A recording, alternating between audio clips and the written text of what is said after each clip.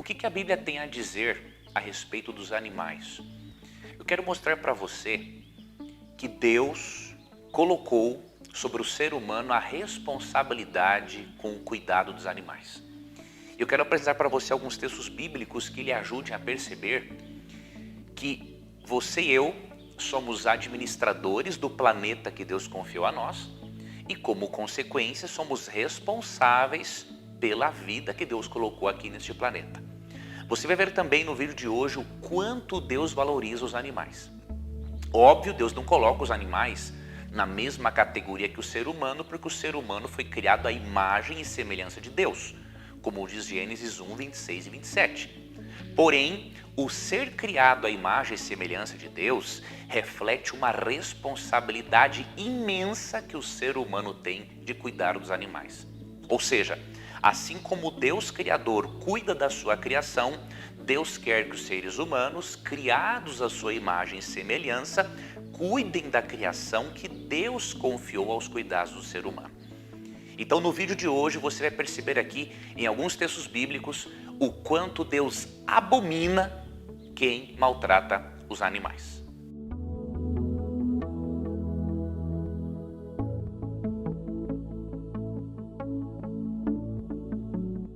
Primeiramente, a Bíblia diz que quem não se preocupa com os animais, quem maltrata os animais, é ímpio. Vou ler para você o que está em Provérbios, capítulo 12, verso 10. O justo cuida de seus animais, mas os perversos são sempre cruéis. Em algumas traduções, os ímpios.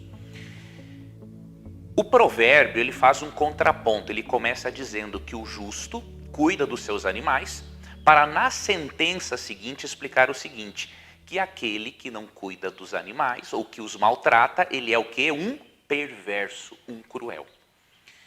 Posso garantir para você que qualquer pessoa que tem prazer em maltratar animais, ele não é convertido. Porque a pessoa convertida, ela passa a ver a criação de Deus de uma forma diferente. Ele entende que já que a criação, incluindo os animais, sofrem em consequência do pecado do ser humano, é dever do ser humano amenizar a dor dos animais. Romanos capítulo 8, no versículo 19, diz assim: pois toda a criação aguarda com grande expectativa o dia em que os filhos de Deus serão revelados. Toda a criação, não por vontade própria, foi submetida por Deus a uma inexistência fútil, na esperança de que com os filhos de Deus, a criação seja gloriosamente liberta da decadência que a escraviza. Pois sabemos que até agora toda a criação geme como em dores de parto. Esse texto diz que por causa do pecado do ser humano e pelo fato de os animais estarem sujeitos ao ser humano, eles sofrem também as consequências do pecado. Afinal, o Criador afastou-se do planeta Terra e o Criador afastando-se de nós, a consequência é a degeneração. E aqui diz que é desejo de Deus, que é a criação que hoje geme por causa da escravidão do pecado, ela almeja que os filhos de Deus sejam libertos dessa escravidão do pecado, porque toda a natureza será transformada juntamente com os filhos de Deus. Essa decadência causada pelo pecado não existirá mais. E no momento da glorificação do ser humano, por ocasião da volta de Cristo, começará uma nova era, diríamos assim, um novo tempo. E na nova terra, Deus vai restaurar o reino animal para que os animais vivam na condição perfeita e edênica para a qual Deus os criou. Nós vamos ler depois um texto sobre isso no livro de Isaías.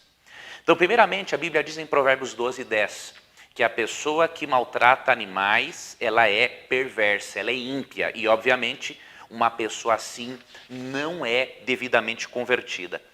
Há outros textos bíblicos que mostram o cuidado de Deus para com os animais.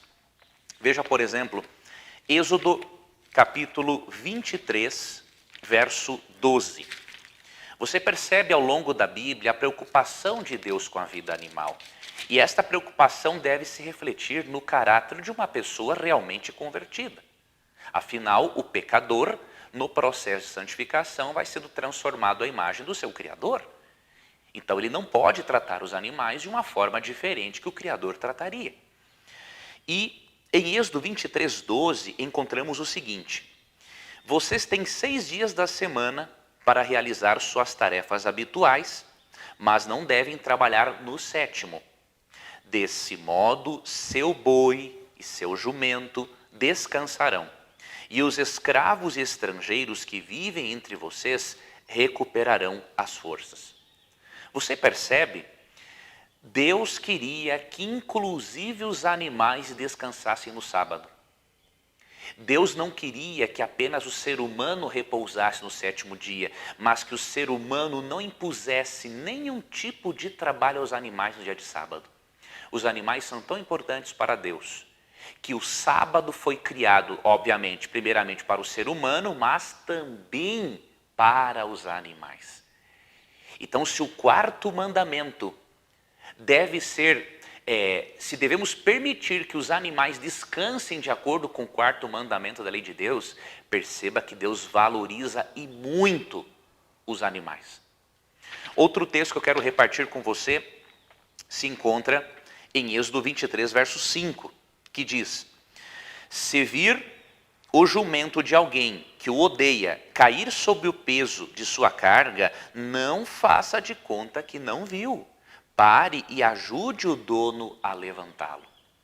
Veja, essa questão é tão séria que Deus disse o seguinte, que se você odeia uma pessoa, mas você viu que o jumento dele caiu pelo excesso de carga, não se faça que não aconteceu nada. Mesmo que você tenha um problema com aquele ser humano, ajude aquele animal que está sofrendo.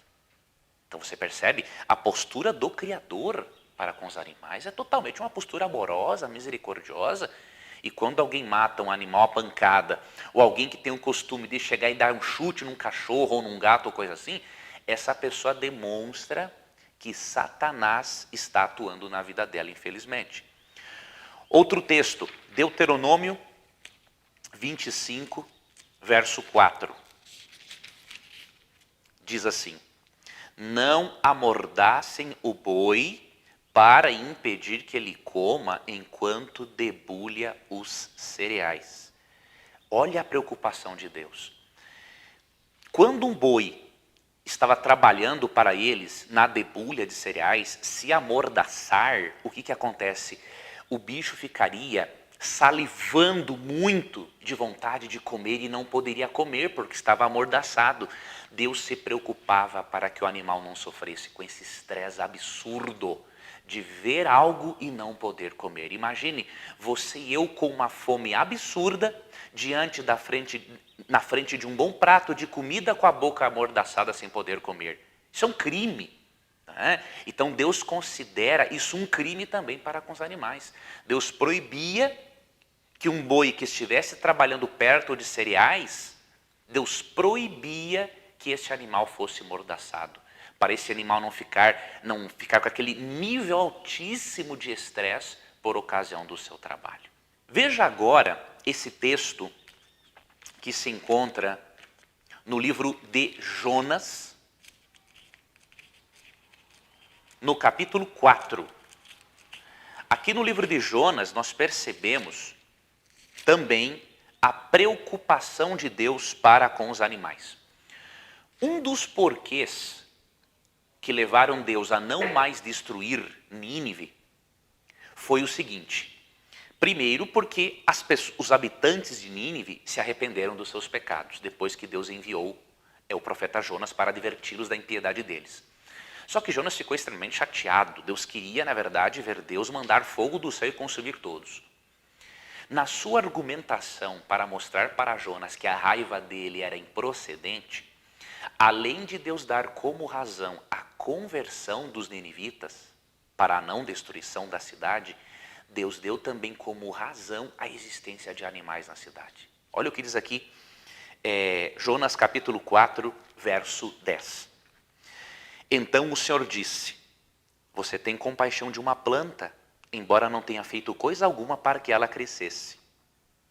Ela depressa apareceu e depressa murchou. Nínive, porém, Tem mais de 120 mil pessoas que não sabem decidir entre o certo e o errado, sem falar de muitos animais. Acaso não devo ter compaixão desta grande cidade? Então você percebe, Deus teve compaixão também da cidade de Nínive, porque ali existiam muitos animais. E Deus se preocupa com o bem-estar, com a alegria, com a saúde de todos os animaizinhos. Eu quero mostrar para você um texto que demonstra que um dia Deus vai restaurar não somente a natureza humana, mas a natureza animal. E quero com esse texto também lhe dar uma esperança muito bonita. Mesmo que a Bíblia não fale da existência de animais no céu, ela fala da existência de animais na nova terra, após o milênio em que nós estaremos no céu. Na nova terra, a Bíblia fala da existência de animais. E você pode estar se perguntando, será que Deus, na nova terra, vai devolver o meu animalzinho de estimação? A Bíblia não diz que sim e também não diz que não. Eu gosto de ver a Deus como um pai que gosta de dar surpresas para os seus filhos. Eu amo dar surpresas para as minhas filhas, porque quando eu olho e vejo no rostinho delas a alegria, isso me preenche de uma forma assim indescritível. Então, se eu que sou pecador, gosto de dar surpresas para as minhas filhas, imagine Deus, que é o pai de todos os pais e que é um pai perfeito. Eu tenho certeza que Deus pode lhe dar sim a surpresa de restabelecer aquele animalzinho de estimação que você um dia perdeu. E se ele não o fizer, ele vai lhe dar boas razões para isso, na nova terra. Agora, eu creio, né, que Deus é um pai que gosta de dar surpresa. E por isso, quando eu li esse texto de Isaías 11, 7 a 9, que mostra a restauração do reino animal, eu creio que Deus pode sim dar uma grande surpresa para você na nova terra. E dizer assim, filho, filha, você lembra daquele cachorrinho que você tinha? Vem cá, eu quero te mostrar uma coisa. E de repente, Deus devolve ele para você. Eu não vejo um problema de Deus fazer isso. E aí eu quero ler para você Isaías 11, 7 a 9, que diz assim, a vaca pastará perto do urso, e seus filhotes descansarão juntos. O leão comerá capim como a vaca, os animais voltarão a ser vegetarianos. O bebê brincará em segurança perto da toca da cobra. Sim, a criancinha colocará a mão no ninho de víboras. Em todo o meu santo monte não se fará mal, nem haverá destruição. Pois como as águas enchem o mar, a terra estará cheia de gente que conhece o Senhor. Então a presença de Deus, o conhecimento de Deus, possibilitará essa transformação plena do nosso planeta. O reino animal voltará a ser como no princípio. Os animais não mais terão medo do ser humano, o ser humano não mais terá medo dos animais. Deus vai restaurar a relação original que a humanidade tinha para com a natureza. Os animais voltarão a ser plenamente amigos do ser humano. E lembre-se, Deus pode sim lhe dar uma agradabilíssima surpresa na nova terra. Basta você crer em Jesus. Basta você aceitar a Cristo como seu Salvador. Basta você permanecer nos caminhos dele e não desistir. Porque há muita coisa que nos aguarda na vida eterna e nós não podemos perder. Eu não gostaria de finalizar esse vídeo sem antes deixar com você uma citação muito séria, além dessas várias citações bíblicas que eu deixei, uma citação muito séria para aqueles que maltratam os animais. Ellen White, no seu livro Patriarcas e Profetas, quando ela comenta aquele episódio de Números 23, onde o profeta Balaão espancou uma mula que estava sendo usada por Deus para avisá-lo de sua rebeldia, Ellen White, ao comentar aquela citação, ela diz algo muito sério no livro Patriarcas e Profetas, página 443. E eu finalizo o vídeo de hoje lendo essa citação para que você reflita, para que você encaminhe esse vídeo para todas as pessoas que você crê que de alguma forma maltratam animais. É importante que você encaminhe e compartilhe esse vídeo porque, de acordo com esses textos bíblicos e com esta citação, essas pessoas estão no caminho da perdição. Deus vai castigá-las duramente. Então você precisa alertar essas pessoas que maltratam os animais. No livro Patriarcas e Profetas, página 443, ela diz o seguinte: aquele que criou o homem fez os animais irracionais também, e suas misericórdias são sobre todas as suas obras. Salmo 145, 9. Os animais foram criados para servirem ao homem, mas este não tem direito de causar-lhes dor com tratamento rude ou cruel exigência. É por causa do pecado do homem que toda a criação geme e está juntamente com dores de parto. Romanos 8, 22. O sofrimento e a morte foram assim impostos não somente ao gênero humano, mas aos animais. Certamente, pois ao homem toca procurar aliviar o peso do sofrimento que sua transgressão acarretou sobre as criaturas de Deus, em vez de aumentá-lo. Aquele que maltrata os animais porque os tem em seu poder é tão covarde quanto tirano. A disposição por causar dor, quer seja ao nosso semelhante, quer aos seres racionais, é satânica. Muitos não compreendem que sua crueldade haja de ser conhecida, porque os pobres animais mudos não a podem revelar. Mas se os olhos desses homens pudessem abrir-se como os de Balaão, veriam um anjo de Deus em pé como testemunha para atestar contra eles no tribunal celestial. Um relatório sobe ao céu e aproxima-se o dia em que se pronunciará juízo contra os que maltratam as criaturas de Deus.